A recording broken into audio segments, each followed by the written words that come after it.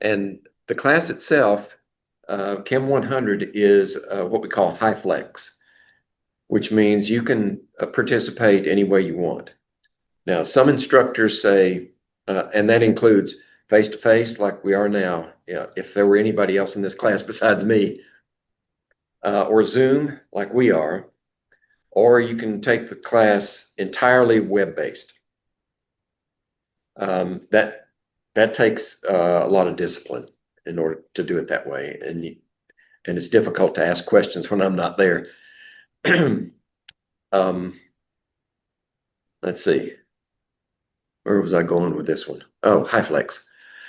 Um, I like for all my students to show up at least in person or Zoom on the first class, because that's when I give an introduction and an overview of the course, so you'll know where to go to find things. But nevertheless, this is all being recorded, and I post the videos in Brightspace. So I think what I'll do first is sort of take a tour. Are you familiar with how to get into your course through Brightspace? Yes, I am. Okay, so I've already gone to the main uh, New River page, and I clicked My New River, so I got in and my password and everything. And then I've clicked on D2L, which takes me to Brightspace. And that's where I'm located now, I think. Oh, that's not the right one. Okay, so let me go back and open that up. There we go. So, how familiar are you with Brightspace? Is that something that's used in the school systems? What was that? I'm sorry, you broke up. Are you familiar with Brightspace? Yes, I am. I took classes on it last semester. Good, good. So we won't have to deal with, I'll just sort of breeze through it in case somebody else is watching that doesn't know about it. But this is the waffle. You can either go to your courses down here, or you can hit the waffle and find your course. They're arranged so that the most recent one that you visited is going to be on top, and then they successively go down. So if you haven't used one in a while, you might have to go searching for it. But now I'm going to open up, this is our course. This is the CRN number 24206, in case you're curious. And there we go. Now we're in. I've got a welcome statement, and oh, I'm missing something. Okay, I'll have to fix this later. We have a tutoring service um, for math and science courses, and the tutor's name is Barry Pine, and he does Zoom sessions with students. And there's he sent me um, an attachment that has his Zoom link and the times that he'll be on that link. So you don't even have to make an appointment. You can just jump in at those times and get some help. So I'll put that on this landing page as soon as we're finished here. Um, okay, so if you ever need to go back to this page, you just hit course home. This is the mini bar up here. And everything else is under content. That's where all the content of the course, everything is under content. But you can bypass some of that and get to assignments here or quizzes here. Quizzes, that's what Brightspace calls tests and exams. Everything's a quiz to them. You can access your grades here, and the tests that you take are automatically graded by the system. So if you take them by the deadline, then the grade that it tells you you've gotten when you finish that test is the one that's reported. Um, if, however, you take a test late and I assign penalties, the grade that's reported is not the actual grade. I have to go in and I'll manually, in my spreadsheet that I keep separate from the learning management system, I keep a tally of scores. It's more flexible that way. In an Excel spreadsheet, I can manipulate. I know how the scores are being calculated. In Brightspace, it's like a black box. right? It's very, very hard to learn how to use it. So I don't even try. I just make sure that the grades are there and reported as they should be in your grade book.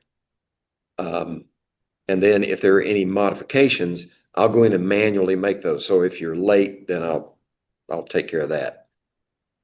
And then I have this one column in there. Let's go to the grades. And let's see, I'm not a student, so let me make myself a student. Then it'll look more familiar. If we go into grades, I don't know how many of your instructors did it this way, but I've set up a manual input current average here at the top.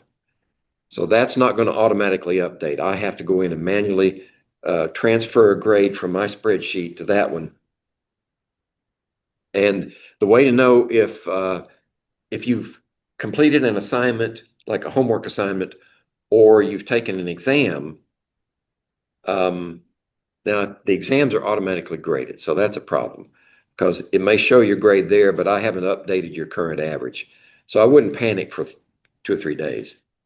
If you've done well on an exam and you expect your average to go up and it hadn't gone up yet, that just means that I haven't got around to updating the average. Okay, so you have these graded exercises for homework, and I'll show you how to get to that in a minute. Then I have these two extra credit assignments, and I'll talk about those also. These aren't due until the second exam, right? So you have time to work on them. And here are all your tests. Notice this practice test up here.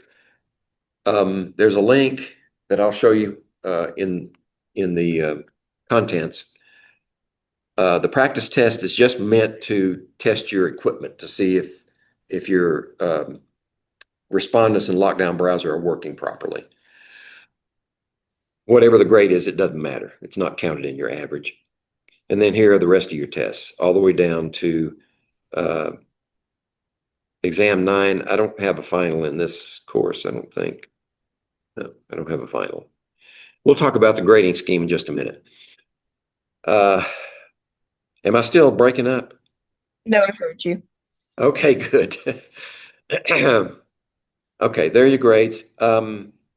Here's a connection you can go to if you want to zoom into the class at the proper time, then you hit that zoom and it should come up with a series of classes. This one is today recurrent. This is today's class, so you just click on start and you go. Let's see. I want to go back. No, I want to get this stuff out of my way.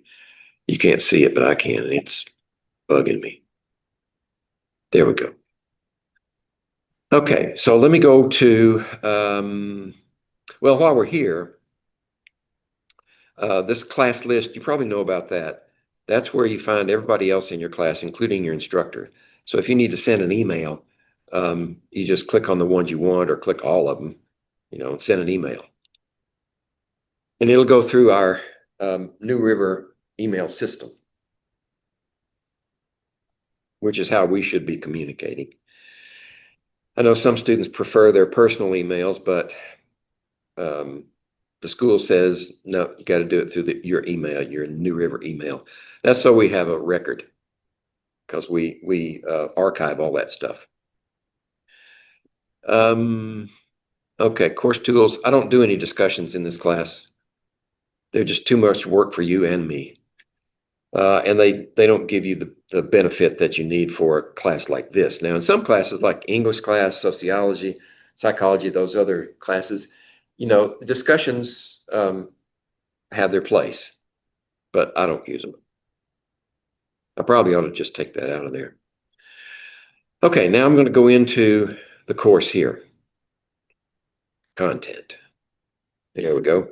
It's going to come up to the last place you left when you shut it down the last time. So if you want to go back to the very beginning, just hit table of contents over here on the left. Now, I haven't told it to use the new format. I'm not comfortable with it yet. So we're going to be in the old format for Brightspace. Have you used the new format yet in any of your classes? No, I haven't. Okay, so I'm not going to stress you with that or stress me with the new format yet. Um, it just takes everything, makes it look different. And for me, it's hard to find what I want. So this is the way it's going to look for you as a student because I'm logged in as a student now. Table of contents. So this is just a little thing on who I am, who is your instructor. You can read that at your leisure. Course instructions. There's a quiz in here that I want all my students to take. And if they watch this video, they'll see the instructions. This quiz simply has 3 questions on it. Well, let me start the quiz. Since I'm a student, it thinks I need to answer the questions. It just says, I acknowledge I've read the syllabus. Usually say true. And this one is from the finance office. I'm responsible to pay my tuition fees and costs related to the course. If you're getting financial aid, then I'm not sure if it'll be 100% or if there's prorated. Or as a high school student, you probably don't have any fees. I think they're covered by the government input, state input covers your fees, I think. And you say true. And then the last one has to do, this is very recent. It has to do with artificial intelligence. And there's a policy in the syllabus, and I've reproduced it in Brightspace so that you can read it and see what and we'll get to that in just a minute. But having read that, then you would acknowledge it and then submit your quiz. And the grade, whatever grade, it doesn't matter what the grade is. I want you to take responsibility for those 3 items. Okay, so let's go back. Let's see. And these are the breadcrumbs up here at the top. Sometimes they're there and sometimes they're not. Okay, so that's where we were. This is my contact information. This is drawn from the syllabus. It's in the syllabus also. These are my office hours. I have 2 days of face-to-face and Zoom at my office here on the Raleigh campus, room 129. And then on Mondays, I do a Zoom only. I do that from home because it's so late. It's like 3 to 6 o'clock. So I do that one at home on Zoom only. Textbook information. This is where if you're registered in the course, I mean enrolled in the course, then the cost of your textbook is covered. So all you have to do to access the homework and the electronic textbook is click on this link, and I'm not sure if it'll work for me since it thinks I'm a no, it's not going to work for me because it knows I'm a instructor. But you should be able to click on that link, and it'll take you to the Cengage website. You need to do everything. When you go to Cengage, you need to do everything from within Brightspace. That way, Cengage knows that you're a legitimate student and everything's been paid for.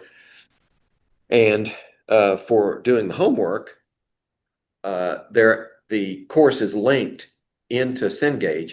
So when you complete an assignment in the homework, if you've done it through Brightspace and the link's in Brightspace, then your score is automatically sent back to the gradebook. Now, I check it periodically just to be sure there are no glitches to confirm that it's working properly. And if it isn't, then I'll rattle some cages at Cengage. Okay, so that's where textbook, there's another way to get to it in just a minute. I'll show you. Now, why do I have 2 syllabi here? Yeah, that was the confusing part. They had 2 different Zoom meeting links on them at different times, and I wasn't sure which one to do. This is So the that's off. why. This is office hours. That's only if you want to link with me during those office hours. The links for the course are not out here. Perhaps I should put them out here.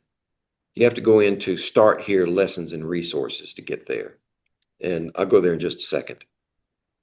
Here's the blurb on the AI.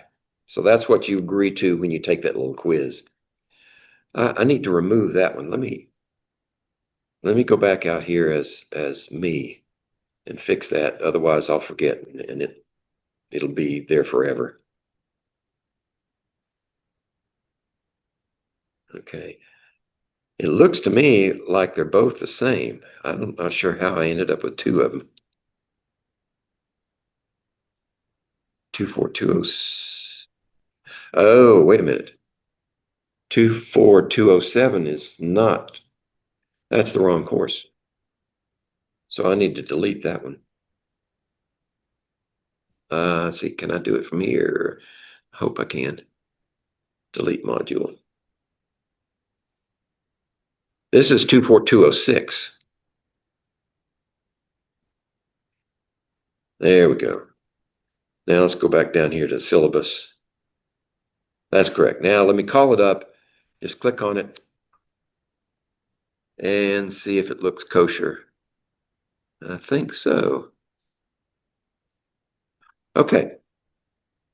So, have you had a chance to look at the syllabus yet? No? Okay. I'll tell you what. I always have a bunch of handouts the first day.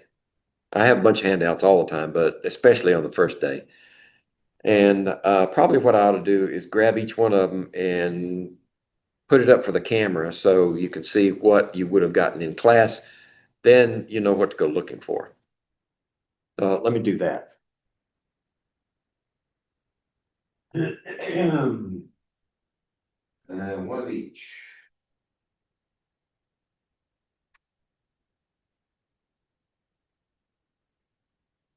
Okay. So, this is the first thing you would get is my schedule. It shows you in the red are the office hours, and the other colors are when I'm in class. So any other time, if you can't make the office hours, or if you try to zoom into the office hours and I'm not there, I may have gotten called away on some other business. Then you can email me or text me because my cell phone is down here also, right here, right there. And we can set up a meeting anytime you want. As long as I'm not in class or otherwise occupied, then we can meet, even on weekends. Then you would have gotten a copy of the syllabus, a hard copy of the syllabus. And then we'll come to these a little bit later, but I give you everything that's going to, each time we start a new section with a different exam, I give you everything on that first day that you'll need for the exam. And I give you hard copies of the PowerPoint slide set so you can scribble on them if you want. And there will be three of them for this one because they're all three of them because the first exam covers 3 chapters. And then I give you one of these. This is a review document, and it's set up to look exactly like a paper exam. And some students use it as an exam. They'll just sit down after they've had a chance to study the material and work through it. And then there's a key in Brightspace. I'll show you where that is in a minute. There's a key in Brightspace, and you can check your answers and focus in on the ones that you missed. The days that are identified in the schedule, let's just scroll down to the schedule. This is probably one of the most important pieces of information from the syllabus. The schedule tells you what I'm doing on each day. So today we're going to have class business and a lecture on chapter 1. That's it. Then I have all the days of the week in this schedule. So the ones that where we actually have a class meeting, I've highlighted those in blue. So Tuesday and Thursday are this class, and on Thursday we'll cover chapter 2, and then on Tuesday the next week we'll cover chapter 3, and then we'll come in on the 29th of January and work from this document to do a review. And I pick out some random problems that are representative of what you might see on an exam, and we work through them on the board.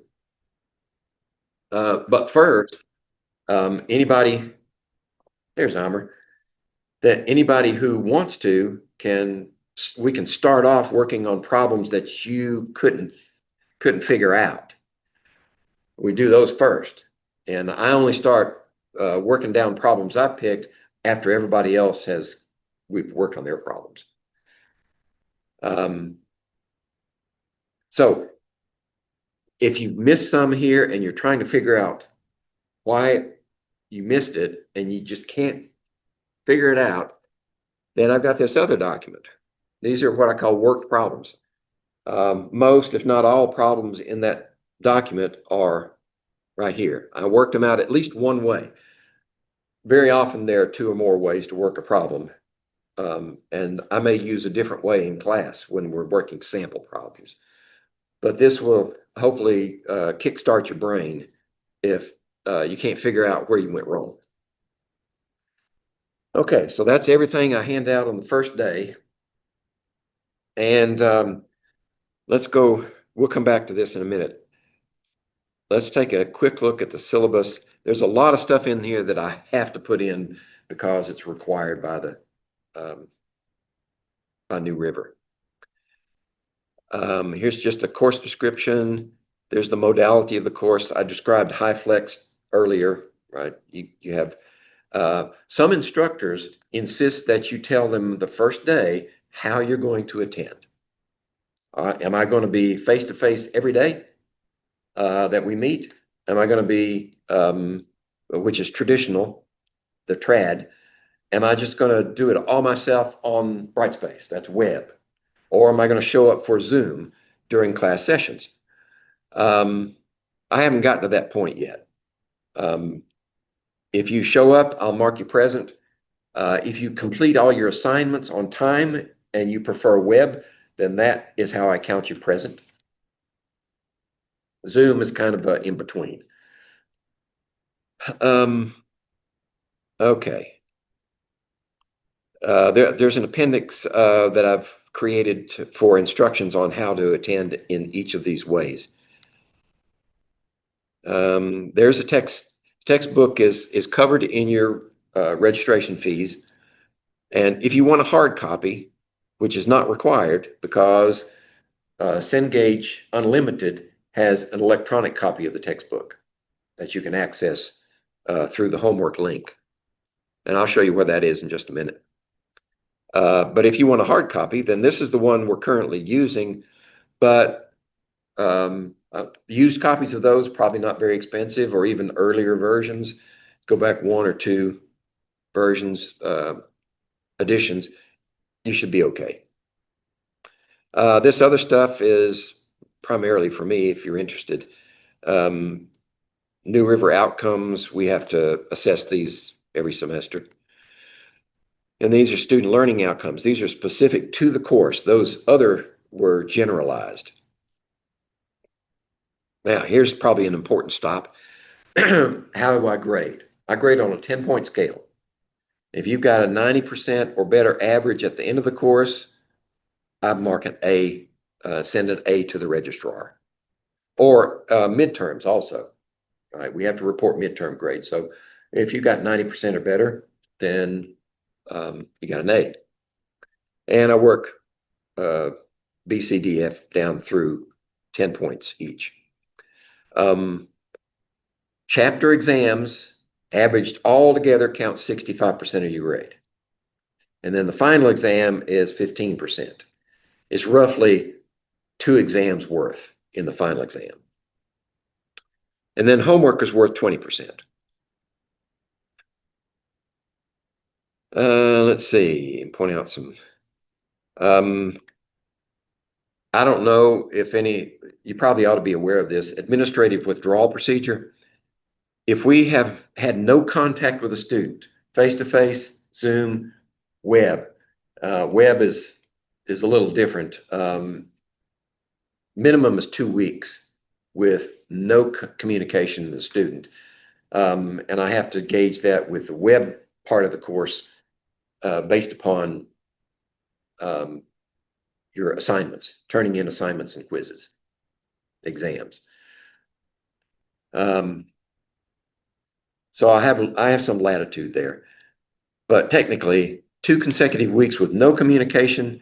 I mark in the roll, and the registrar sees that and takes you out of the course. You can get back in. It's not easy, but you can get back in. So my advice is to stay current. These are policies that are dictated. We put those in. We have disability services, right? There's your contact, Marie Rhodes. And let's see, there's also oh, I'm missing something. Sheet. We have a what would you call it? A counseling service that's provided by a state grant. And I can't remember the name of it. But you can link it through. You can go into the main page and get to the link, and it's confidential. And we've had hundreds of students use it and have had good luck with it. If you're running into stressful situations or you have other problems, this service is available. I'll correct this omission and put the revised document in here today, because I think it's a good service. Materials that you'll need. You got to have a calculator. You got to have a scientific calculator, which is not very expensive anymore. The first one I ever bought was like $100, and it would just barely do math calculations. Before that, we had to use slide rule. But calculators now for 10, $15 at Walmart, you can get one. If it says scientific on the package, it'll have everything you need. I added these other details in here just so that, if you were curious, you'd know what to look for. And if you're using Respondus Monitor Lockdown Browser to take exams, then I've enabled a virtual scientific calculator in the exam. So you won't need a calculator for that, unless you want to.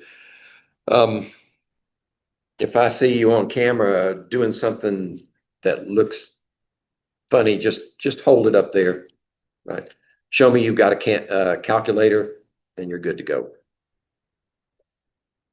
Other materials, if you're going to take your exams on the web, and if you take them in person, sit here in class, I'll give you a paper exam and I'll grade it before you leave, so you'll know what your grade is. If you take it in Brightspace, we use Respondus Monitor and Lockdown Browser as a proctoring service. So you have to go through some initial security checks, and then you can take the exam. And it will tell you there's a time limit, but the exam will not cut off at the end of that time limit. That's there for me, so I know if I've made the exam too long or too short. I mean, if you get through it in 2 hours and it says it's an hour and a half exam, then I know that I've got too much in there. So I can modify it for future exams, but it won't cut off on you. If you're in the middle of an exam and your power goes or your internet goes, text me, and I'll reset the exam. The problem with that is it'll probably clear all your answers. If it doesn't clear all your answers, then they've made some improvements since then. So you may want to keep track of the answers you're putting down. And every time you restart an exam, the questions are randomized. So you need a system that will allow you to keep track of your answers. I've enabled the printer, so you should be able to print your screen if you want to do that, and just keep a running tally of your questions. Let's see. That's just a brief outline of the course. We'll get into that. How do I evaluate? Well, there are regular exams, right? We talked about those. There's no password to get into the exam, right? I've got an appendix on taking the exam at the bottom of the syllabus. We'll look at that. Homework. All right. I emphasize the fact that you need to register with Cengage and open the OWL homework from within Cengage. That's essential. Then I have those 2 bonus assignments I showed you earlier that are not due until exam 2. But they should be available now if you want to start working on them. I don't give individual assignments for extra credit. If one person gets an extra credit assignment, everybody gets it. Also on exams, not on the first exam because that's essential material, but on subsequent exams, I may have some bonus questions. And you can try them or not. That's up to you. If you try them and get the right answer, then fine. If the bonus requires, and it's multiple choice, but it requires calculations, right? You need to write those down on a piece of paper, and at the end of the session, respondents will come up with show your work. And you just hold that up in front of the camera, it takes a picture, and then you move on. And it'll do, I don't know, several pages if you need. That way, I know that your bonus questions are worth the points. Let's see. They're the extra credit assignments that I mentioned for Module 2. Module 2 means Exam 2. So for those exams that have extra credit or bonus questions, you could potentially get more than 100% on an exam. Okay, so here's your schedule, and it's laid out the same way all the way through. It shows you when the lectures are and the materials covered in the lectures over here. And then when we get to review, it tells you which chapters are reviewed for that exam. And then I've highlighted the homework and exam are due on the same day. So the first exam we're going to have due on February 3rd. And if there's anybody in class, I'll give them a paper exam, and as soon as they're done, I'll jump into chapter 4. If there's nobody here in person, then I'll start at the beginning of the class with new material. And the second exam has chapter 4 and chapter 5. So those will be, and I built in a buffer because sometimes I talk too much and I need to spill over into another day. So that's why I put this buffer in there. Then we have a review on Thursday the 12th and an exam the following class meeting. So it runs like that all the way down. There's another buffer. This Faculty Staff Institute, I don't know why I kept that in there. You don't even need to know about that. That's on a Friday anyway, so don't worry about it. Spring break. Spring break this semester is Monday is March 16th and it runs through March 20th. And mid-semester grades are due on that Monday. So everything that you've got before that will go into that grade. And then we pick up exam 5 chap, and then we go into material for exam 6. And we get that, and then we go into material for exam 7 with a review and stay on down. We finish off with acids, bases, and pH. And then we have time at the end.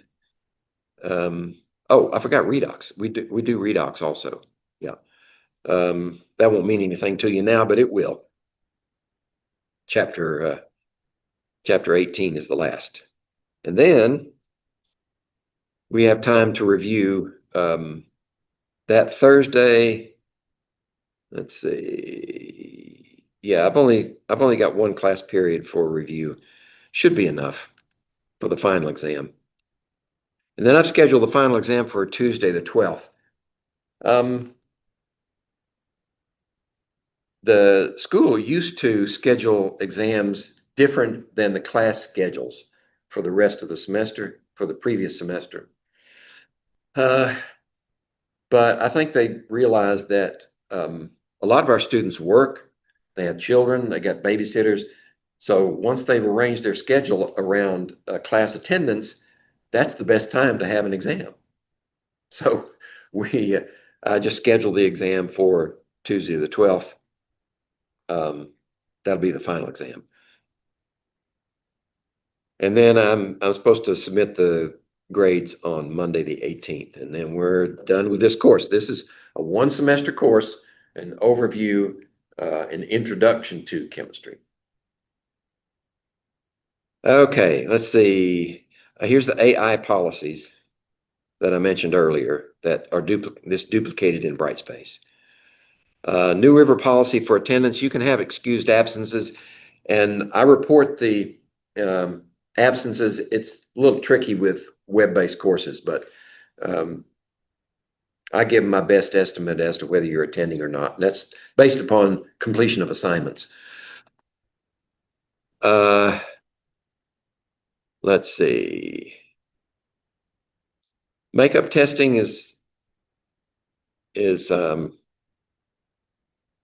really not an issue for students that are taking the web version, because all you have to do is be sure you get the test done by the exam date.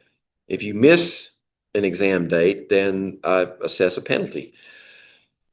So there's really, makeup testing is kind of, let's see, what's the Latin term? Non sequitur. If you find that you think I've made a mistake, then you need to identify the question some way so that I know which question you're talking about, and tell me what that question is. Then I can go look at either your hard copy, where you've written on your hard copy which one you think is graded wrong, or if you send me a message, tell me this exam and this question. You may have to give me the first few words of the question since it's randomized. And I'll take a look at it and see if it's worth correcting. Let's see. There's just some tips. Communicating with me, you can either do it during my office hours Zooming. You can send me a text and we can set up a Zoom session. You can email me if it's not urgent, then an email's fine. You can even call my office phone. It's unlikely that I'll be there and answer, but I could. If I don't answer, then leave a message, and it's transcribed, not transcribed, it's converted into a voice message and sent to my email. So I can hear your message pretty quick and get back to you.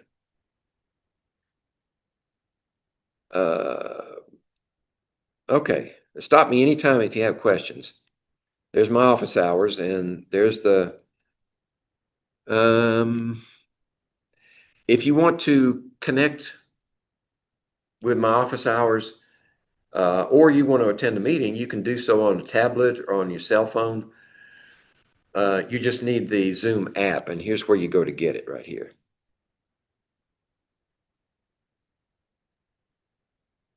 This is the link, the direct link to my uh, office hours. And lots of times in these documents, you may have to hold down the control key. No, it doesn't work. You need if you want to invoke that link, it has to be the document free from the learning management system.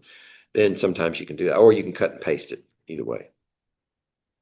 Let's see. The first appendix is how to deal with the homework, right?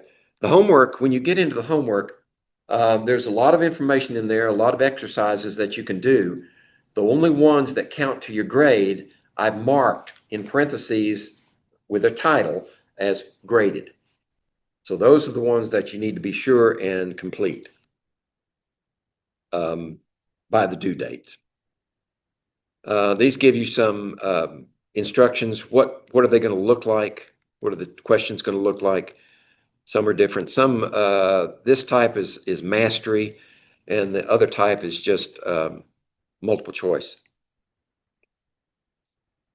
Let's see. Appendix 2 is Respondus Monitor and Lockdown Browser. I don't think smartphones will work for a lockdown browser. Chromebook, I think they've got it working now with so you can take your tests on a Chromebook. Laptops or PCs are better. Okay. Oh, I need to look. I need to look at one of the exams, if I can remember, and be sure because high school students don't have IDs yet. Do you have an ID? No, I don't. Okay, so I need to disable that security check in Respondus, so that when you go in there, it asks you for your ID and you don't have one to show it. So I can just disable that, and then you can go through the other checks and move on with it. Okay. If you don't have lockdown browser on your computer, the first time you go in and go into the practice test, then you go to the bottom of the page where the test is located, and it says either start, and right above it is download and install the latest version of Lockdown Browser. If you know you don't have it, then go ahead and click that, and it'll take you through the installation procedure, and then it'll bring you back to the page and you'll be ready to go.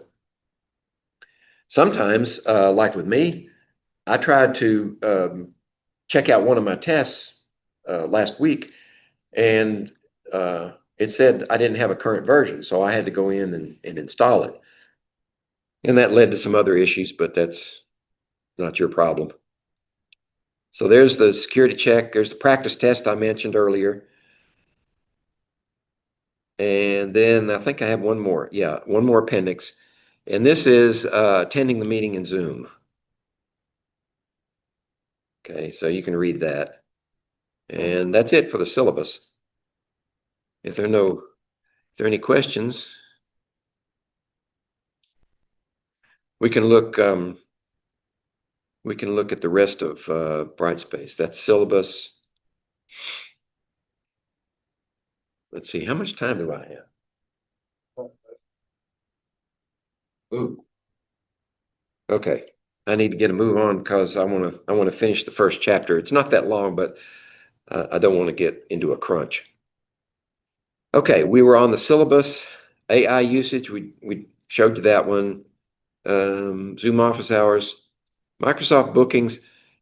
Uh, they have this booking link where you should be able to go in and book a meeting with me, but I wouldn't do it because I haven't figured out how to put my schedule into it. Just come to office hours or send me a text message or link, yeah, text message, and we'll set up a private meeting. Okay, some of this other stuff that's required by the school. So let's see, New River Services. I wonder if it's got that in there. Career, disability, information, library, student. How about student services?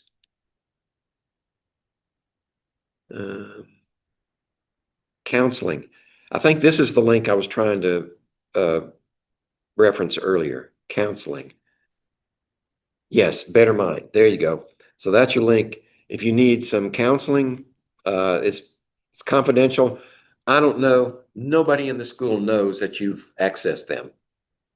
So it's uh, confidential, private, and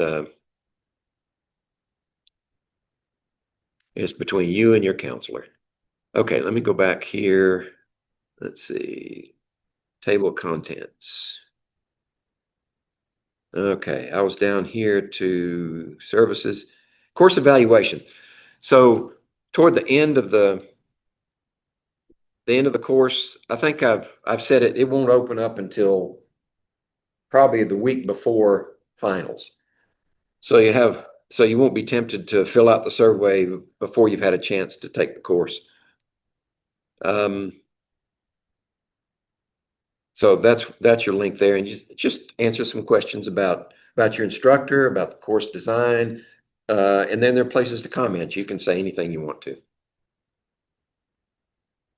and it's we have it at the end of the semester so that I won't even be tempted to retaliate. You can say anything you want, and you don't even have to identify yourself. I don't think you have to. It's confidential. Okay. So let me see. Anything I missed? We didn't go through the.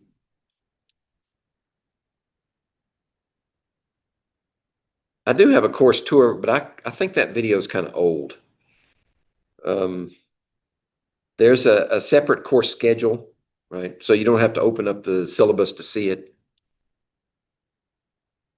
There, that's not it. Okay, I've got some work to do still. I had to throw this thing together pretty quick. No, I got to get rid of that. So it'll change a little bit in the next few days. If you need a PDF reader, here's the links. There's Acrobat Reader. When you install, if you haven't installed Acrobat Reader yet, just be sure that you unclick the what do they call them? The piggyback applications that they try to sneak in on you. Unclick those so you can install the reader without all that other stuff. And the reader that they use now, um, when you complete a document that I've put in as an assignment, sometimes the document it'll be a form. There'll be places, these little light blue squares, rectangles, where answers go. And you should be able to fill those in and save that document now. Used to, you couldn't, but now I believe you can. And then there's an alternate one there are others out there. I just thought I'd put these in here for curiosity. Links to self-help. Right. Come on, there we go. Khan is good. I put the best one at the top. Khan Academy is really good. Let's see. Yeah, if Khan Academy can't help you, then the rest of these probably won't be able to either. You don't have to deal with that. I just left that in there because I thought it was interesting. Getting started with Cengage. Okay. These are instructional videos, links that Cengage puts together for our students. So you may want to go look at those and help you with, once you've been registered and you have access, then those videos will help. Here's the Cengage homework registration. So if you click on this, I'm not going to click on it because it'll take me straight into it, and it won't be valuable to you, because if you've never gone in and registered, then you won't see it because I'm already registered. But the first thing you do is go in. It's going to check to see if you're a student. It'll probably ask you for your New River email and maybe some other identifying characteristics. But coming in for this link, it should recognize you as a valid student. And you just set it up for yourself and it'll keep track. Cengage keeps track of your work also and sends the results to the gradebook in Brightspace. So that's where you go in and do that.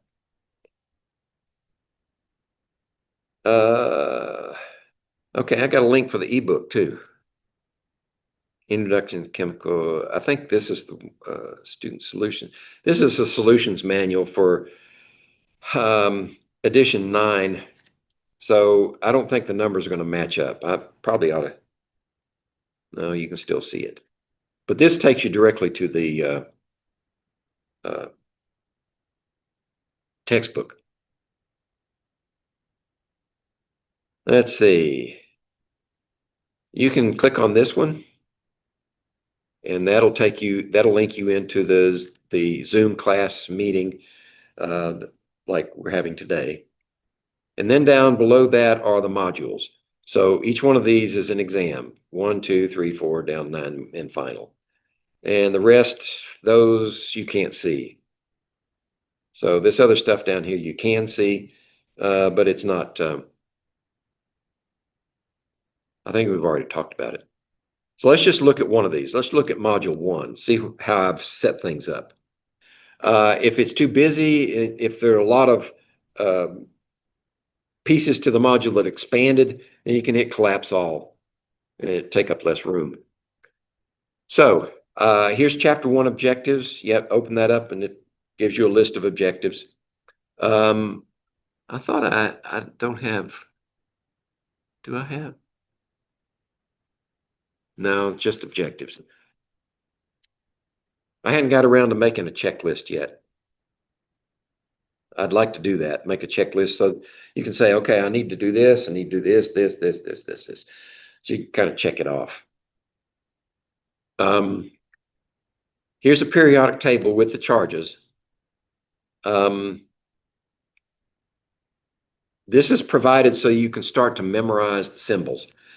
You don't actually have to use chemical symbols from the periodic table until chapters 3 and 4. 4 and 5. But the sooner you get started memorizing the symbols, the better. Because some people take longer than others. And let's see. Yeah, I should have handed that one out.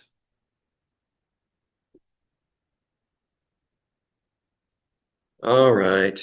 Hold on a second. Let me see what this one looks like. Yes. Okay.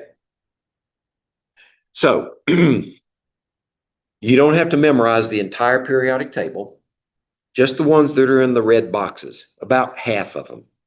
There are 118 elements in the periodic table, and there are about 60 of them that I want you to memorize. 58, 60, something like that. And each one has a box around it, right? See these boxes here. The ones that don't have boxes, like yttrium, zirconium, niobium, lanthanum, down here into the lanthanides, these guys. The only two I want you to memorize down here, uranium and plutonium. And those are predominantly for historical reasons. The uranium bomb destroyed Hiroshima at the end of World War II, and the plutonium bomb destroyed Nagasaki. That's why I want you to memorize those. But the rest of them are useful for the rest of the course. So the best way to memorize them, if you haven't already memorized these symbols, get yourself from 3 by 5 index cards and just take those symbols and go on each card, write a new symbol. And then notice that there are no names there. Then take those symbols and go look them up. And on the other side, write the name. So you'll have your flashcards made. And you've already started memorizing them because you're making the flashcards. And then you go through them, just drill yourself. Go through them with the symbols and name it, or go through with the names and get the symbols in your mind. And then put the ones you got, the right-hand pile, the ones you missed in the left-hand pile, and keep going until you get all the left-hand pile into the right-hand pile. And then start over again. And keep doing that until you make no mistakes. I would say 3 times in a row. Make no mistakes, then you've got them. I want you to memorize these because the chemical symbols are the alphabet of chemistry. If you don't know the alphabet, then you can't learn the language. Not this language. Okay, so that'll get you started with memorizing symbols. And notice the symbols are either one capital letter or a capital and a small letter. That's the correct way to write a symbol. If you write both capital letters, it's wrong. If you write both small letters, it's wrong. If you write one small letter for an element that's supposed to have a capital letter, it's wrong. Okay, let's see. Then these videos right here, like this one that I recorded in a year ago. Right? If you click on that, it'll take you to my YouTube page and to the video that's recorded and stored on my YouTube page.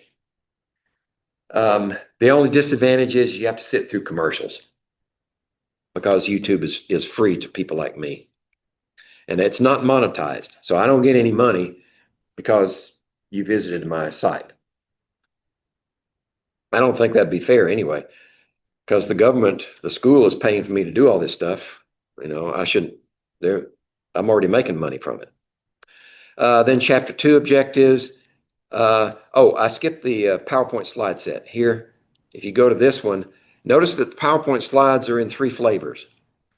These are bona fide PowerPoint slides. If you have Microsoft Office, which you can get from the school while you're a student, you can look at these slides.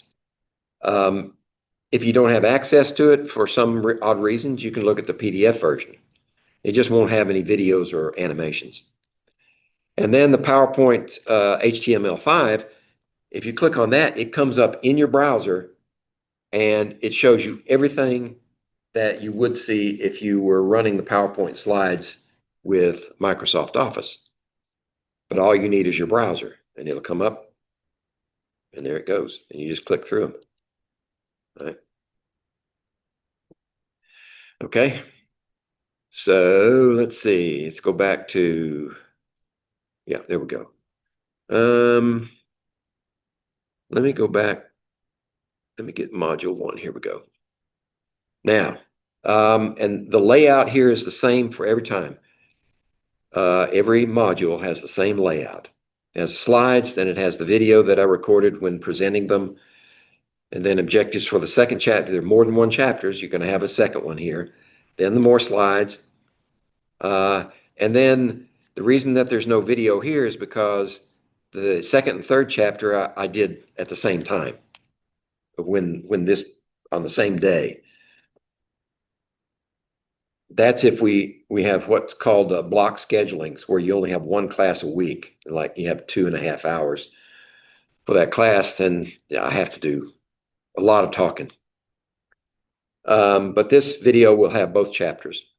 And then here's your review documents, right? There's the Exam 1 review, the form. So it's set up so that you can treat it as an exam. You can fill in the answers, and then you can go back and use this key and check your answers. Then here's a document for the review, worked problems, right? And let's see, those are grayed out. That's all you would need for that one. Then when we get down to, let's see, let me go back. Module 1. Let's collapse that one. There we go.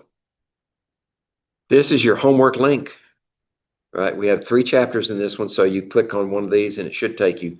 Let me be sure it's not a broken link. I'm going to go ahead and check it. Click here to open your content. And let's see.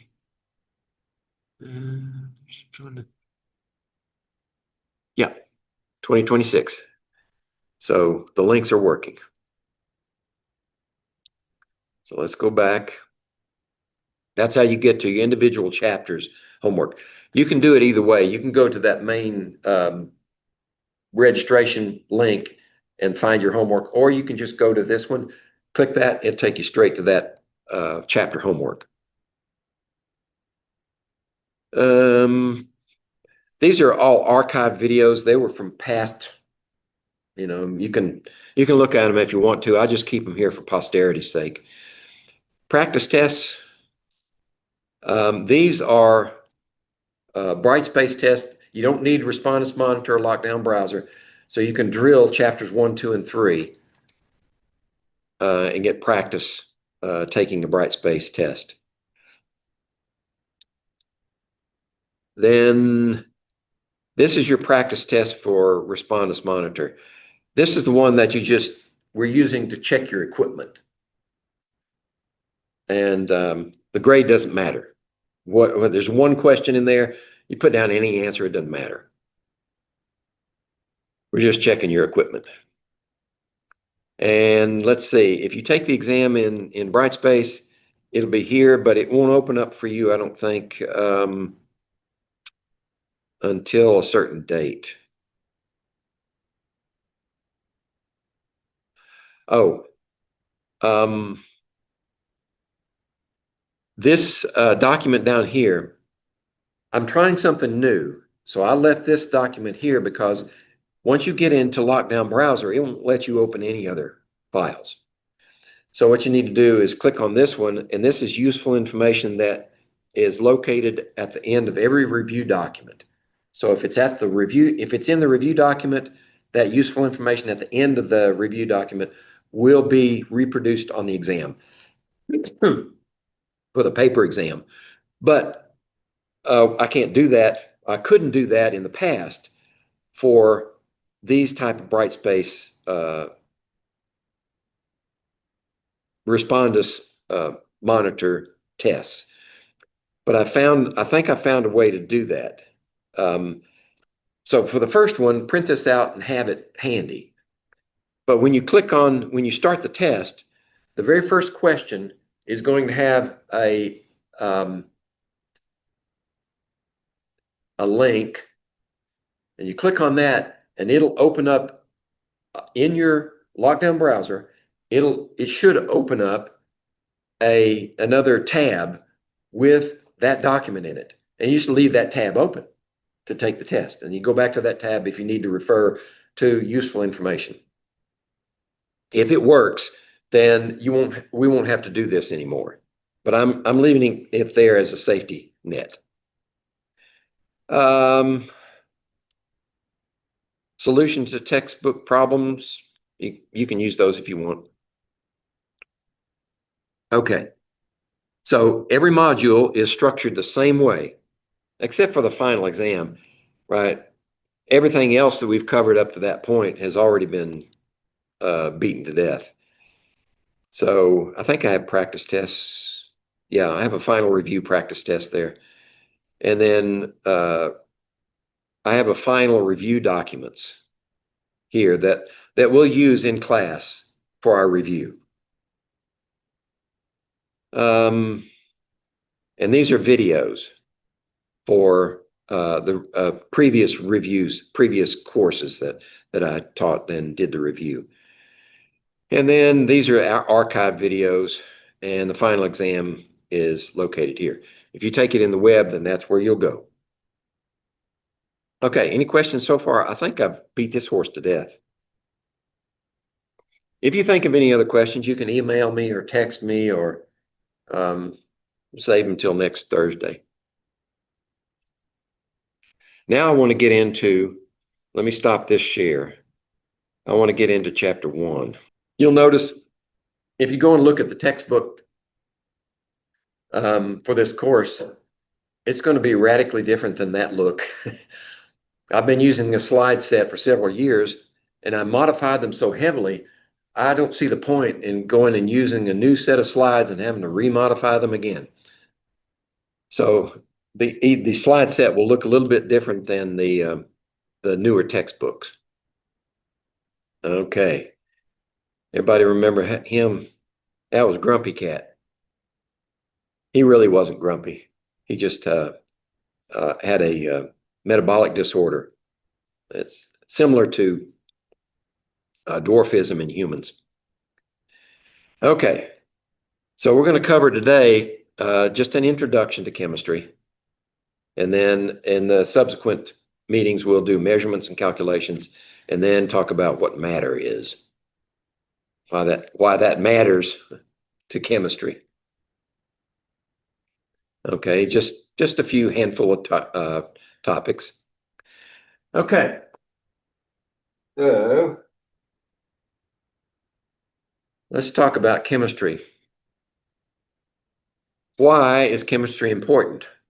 Right? I've got one textbook that I use for a different school sometimes when I teach for them. And it goes so far as to say chemistry, the central science. And if you stop and think about it, it really is. It pulls things in from physics, from biology, from microbiology. Now, if you talk to if you talk to a chemist, they'll say biology is just applied chemistry. If you talk to a physicist, they'll say that chemistry is just applied physics. And there is a branch of chemistry called physical chemistry that you won't have to deal with probably unless you become a chemistry major. And then mathematicians say that physics is just applied math. So we each have our prejudices. Chemistry is important for several reasons. Just to name a few, it provides us with new materials. Right? It used to be that everything around us, we could reshape natural materials to provide us with what we need, like our homes, made out of wood or logs. We'd pack mud in them and straw and make bricks with straw and clay mud. But those were all natural materials. We're just reshaping them. Especially in the 20th century, we are engineering materials at the molecular level. We're creating new materials. In fact, the lenses in these glasses, that's an entirely manufactured material. It's polycarbonate. It's a polymer. It was engineered for this purpose. Well, for several purposes, but it works for glasses too. And it's not glass. So new materials.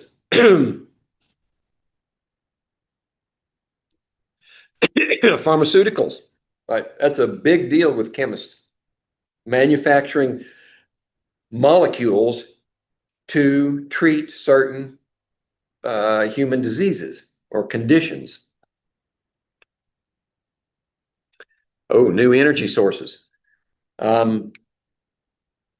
There are even nuclear energy requires the input of chemists for various reasons, and I don't want to eat up too much time talking about them, but the evidence is there.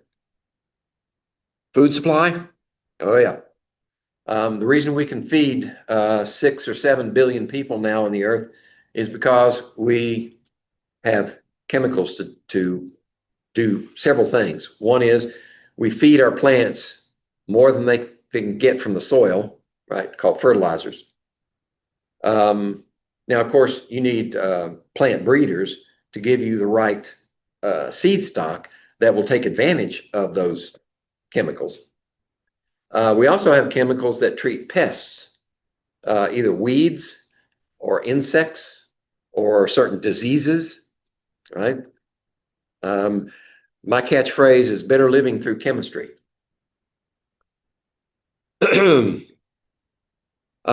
Chemistry can even help the environment, right? We can clean up messes with chemistry. The water that you drink goes through a process, a chemical process. The first step is to filter out all the 2x4s and dead bodies. The next step is to run it through flocculation chambers. No, settling chambers first, excuse me. settling chambers to let the large particles, it slows the water down so the large particles, sand and silt, can settle out. And then that's not good enough. We add a chemical to it that flocculates all the very fine particles, the clay particles that won't settle. Take those out. And then we treat it for potential health hazards. Right? We hit it with usually chlorine is the cheapest, but some places use ozone. And then if we have a hazmat site or a Superfund site, then chemists are going to be involved in cleaning up that site. Or chemistry can remove the ash from a coal plant's effluent.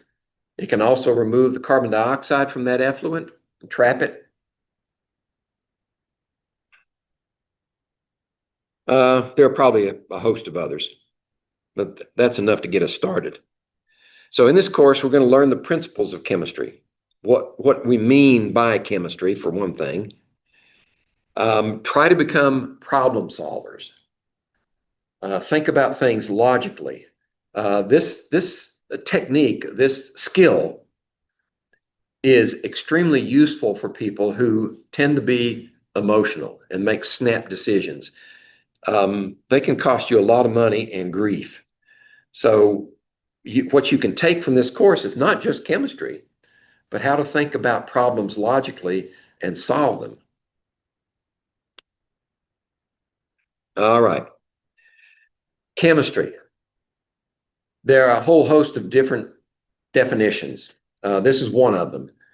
I would say chemistry is the study of substances and how they change from one substance to another. And the key to that change is identity. There are physical and chemical properties associated with the substance that change when the transition is made to another substance. We'll talk about that a little more in detail now.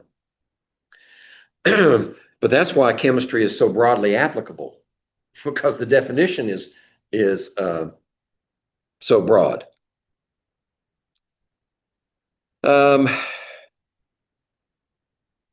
Yeah, I mentioned that earlier already. So first thing you want to do, and you can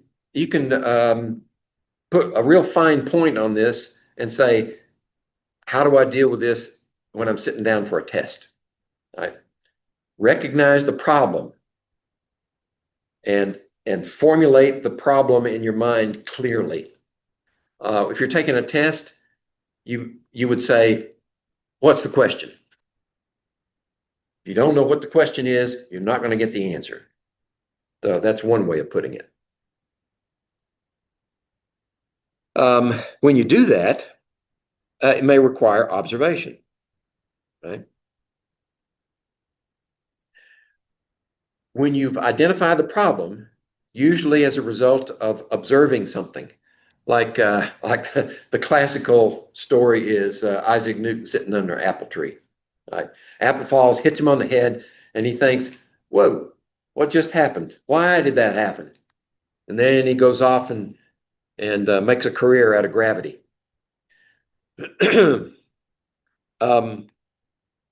So you propose possible solutions to the problem. You know, what happened? Maybe even why did it happen? And offer an explanation. That's called formulating a hypothesis. This is what I think is happening. You know, the apple falls because there's a force that exerted on it by the earth that pulls it to the earth. You formulate a hypothesis. And then once you've got the hypothesis, then you formulate a way of testing whether your hypothesis is valid or not. That's performing an experiment.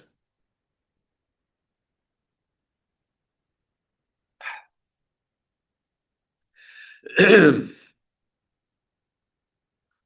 the experiment may tell you that your hypothesis is wrong, which it may be wrong, but it's not bad, right? wrong just simply means that it didn't happen that way. So don't go down that road. Pick another road. It's like Edison's response to a reporter. Ask him how many times did he fail to make a light bulb. He says, I didn't fail. I just found out 99 times, 99 ways that it wouldn't work. I only had to find one way for it to work. And actually, his first light bulb was a carbonized thread. I think he used flax. And you just heat it in a non-oxygen atmosphere so it won't burn. You just carbonize it. You turn it into a carbon strip inside the bulb. And then you can run a current through it and it'll light up. Now, they didn't last very long. And eventually we substituted tungsten for it. It works a whole lot better.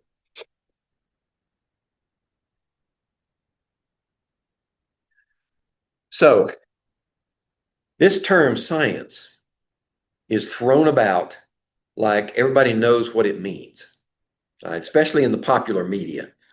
Like somebody will say, what you just said, that's not even scientific. And they probably don't even know what they're saying either.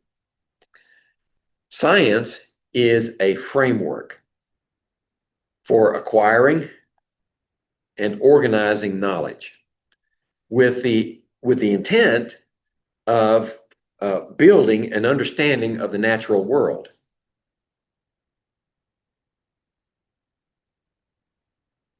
It can also be viewed, in fact, this framework gives you a plan of action.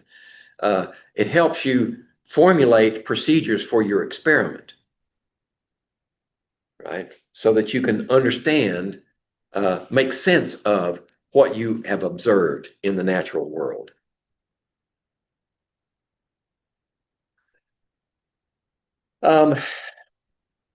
The other thing that is patently false that you may hear in the popular media or by politicians or by lawyers or people who are trying to pull one over on you,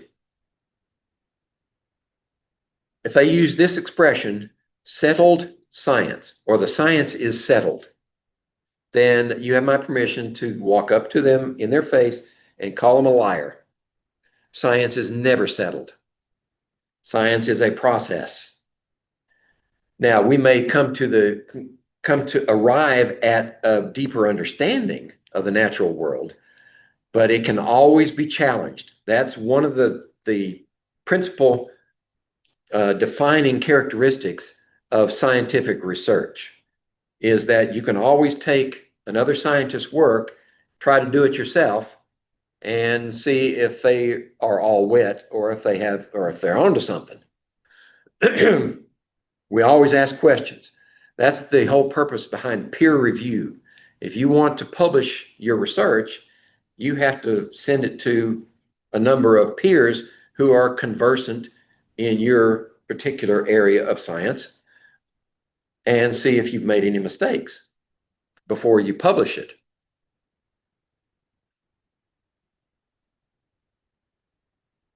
Right. We need a method. So this is the way the method looks like. I'm trying to think of the right word. Graphically. Okay. So these are what we consider steps in the scientific method. Now, the scientific method, I've come to realize, is a subset of critical thinking. Critical thinking just allows you to say, ask yourself the question, is that really true? And then you go find out. Scientific method is more restricted, not a lot more restricted, but restricted enough so that we have a method, a process that we can go through and evaluate our understanding of the world. Right. So we start off with, excuse me. No, that's too early. We start off with usually an observation, like Newton and the apple. And then we form a hypothesis. Say, I think this is what happened. Right? You don't have to even say why it happened. Just say, I think this is what is happening. Right? The apple is falling toward the earth, and maybe I can say something about, does it fall faster the longer it falls, or various things like that.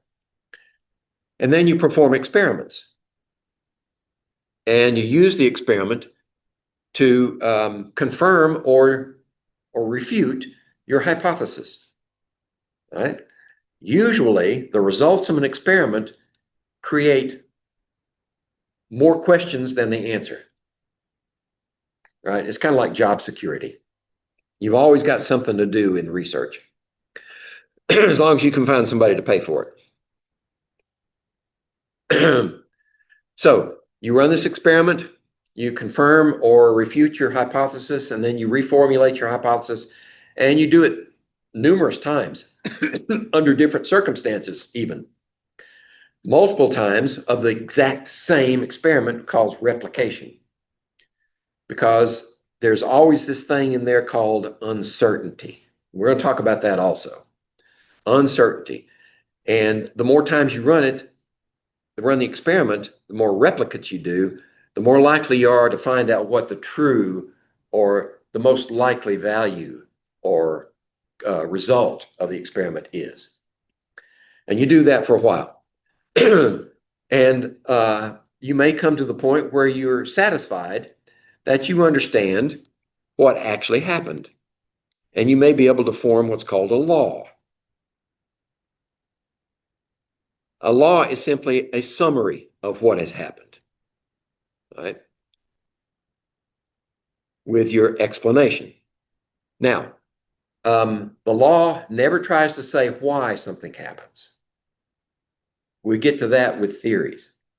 But the law simply says, and the best illustration I think of that is Newton's laws of motion, right? I know this is a chemistry class, but this really illustrates it very well. Law number one, right? An object in motion, and I'll finish verbally. An object in motion tends to remain in motion unless it's acted upon by an external force. Or an object at rest tends to remain at rest unless it's acted upon by an external force. See, that's a law stated in prose. For his second law, he devised a formula. You may have seen this one before, right? That's force, that's mass, that's acceleration. Acceleration is a change in velocity. The velocity is distance per time. So acceleration is distance per time per time. But this is an expression of a law in a formula. And then the third law is, let me see, I'm painting myself into a corner. Motion, force.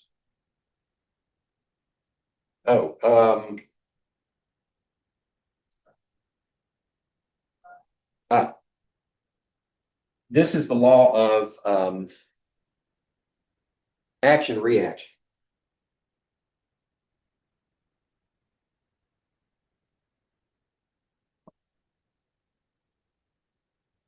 When an object, when a force is applied to an object, the object pushes back with an equal force. So action, reaction. That's how rockets work, right? The action, you might say, is the escaping gases at high velocity out the nozzle. And then the reaction is the movement of the rocket in the opposite direction. Okay? So those are laws. Newton came up with another law. It's called universal gravitation, but we won't go into that right now. But those just say what happened under certain circumstances. This is what happens. And they're very inflexible, right? They have to meet certain conditions in order to be applied. Now, when you've got a gathering, usually of several laws, then some bright scientist comes along periodically, not too often, but periodically, takes these laws and says, wait a minute, I think I know why those things are happening, right? So we get to the theory that says why. The advantage of a theory is that it can predict what happens if we change conditions. And very often a theory will be accompanied by a model, right? Sometimes a physical model. You may think of a molecular model, like the DNA molecule, right? That's a model. But you can also have mathematical models. And that way, with the model, you can tweak the model. You can change the model and see how it affects the outcome. That's the advantage of a theory. Prediction, and then you experiment to see if that prediction was valid, right? And you go through the cycle again, refining your theory. Okay.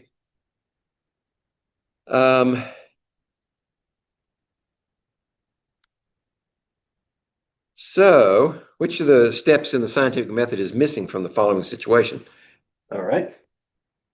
And I only got 15 minutes, so I'm going to have to hurry. Need something better than that. There we go.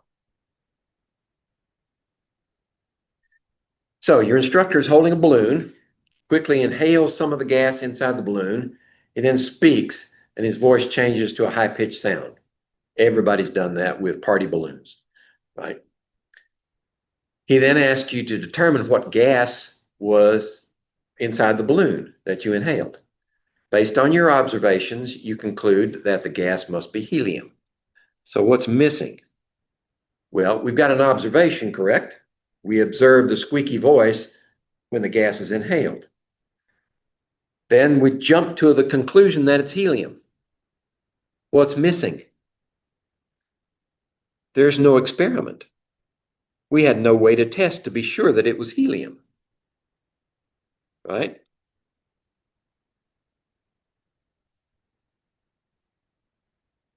All the rest of the components are there. We know what the problem is, right? What's the gas? We made an observation, right? Squeaky voice. And we may have even formulated a hypothesis saying we think it's helium, but we can't prove it's helium until we perform an experiment. All right. I may get into this later, but I'm going to do it now. What happens when your theory doesn't work anymore? The example I use is with physics again. For most of the universe, Newtonian laws work, right? Those laws of Isaac Newton work pretty well, even for large bodies like the Earth. But when you get to be huge, like several times the size of the sun, and maybe it collapses into a black hole. I think 5 to 10 times the mass of the sun ends its life as a black hole. Then Newtonian physics breaks down. It doesn't work anymore. So at that point, we turn to relativity, a different theory. So what happens when your theory breaks down? You can restrict its use, right? Newtonian physics only works in here. And then if we get outside there, bigger, we go to relativity. If we go really, really small, then we go to quantum mechanics, right? So we restrict its use. The other thing you can do is tweak it, modify, right? And a lot of theories do that until they're just ridiculously complex. And usually at that point, you have to decide, do you want to keep it that way or do you want to scrap it? Scrap and start over. Right? Those are the three that operate in most scientific realms. There's one more that I think is unfortunate, but is true for two or more different current theories. One is you turn that theory into a religion. Like, you believe it in spite of the evidence. And there are two things that fit in this category. One is Darwinism. Even Darwin himself, with what we know now, would throw his theory out. But there are people who make a living at it, so they treat it as the gospel truth. And the other is, I'm going to use the fancy word, anthropogenic.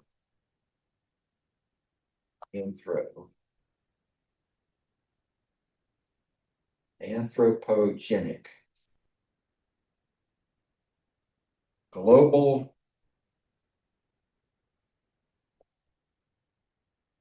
climate change. They used to call it global warming, but since the earth started cooling, they had to change that. But this is treated as a religion by many people, especially politicians. And now I'm not arguing that the climate doesn't change. It obviously does. But whether or not humans actually cause it, that's the big issue. And there's a lot of evidence that says we have a minuscule effect and impact on the climate as a whole. Now, we can have localized effects, like we cut down a whole forest in an arid region, right? The forest is built up over thousands of years, and we cut it all down, you end up with Spain, right? Spain used to be forested from one ocean to the next. They cut down all their trees to do certain things, right? One is build the Spanish Armada was one of them. But they turned their whole country into a desert, essentially. And that's why the Italian spaghetti westerns were shot in Spain, because they looked like the southwestern part of the United States. But that's none of the subject. But that's what you do if something goes wrong with your theory. Now, chemistry, we have to learn a vocabulary, and we start with the alphabet. That's why I want you to learn those symbols. And some information we do have to memorize, right? But a lot of chemistry is logic and learning how to think about the world. Okay?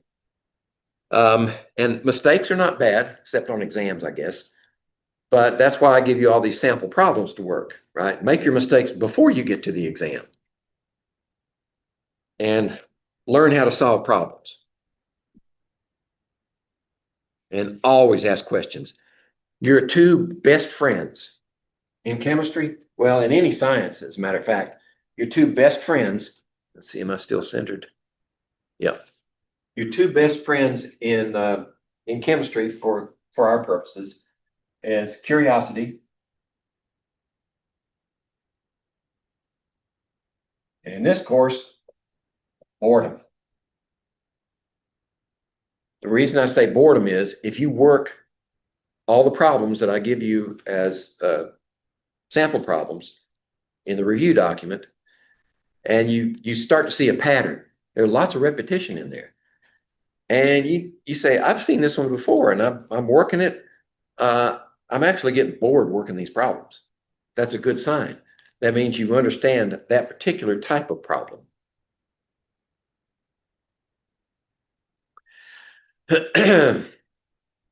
You can't work too many problems in chemistry. That's exactly where you learn chemistry, is working problems, solving problems. That's where you learn chemistry. You only learn about 10% here in one of my lectures. Right? You really learn when you work problems. All right, so now I can stop the share.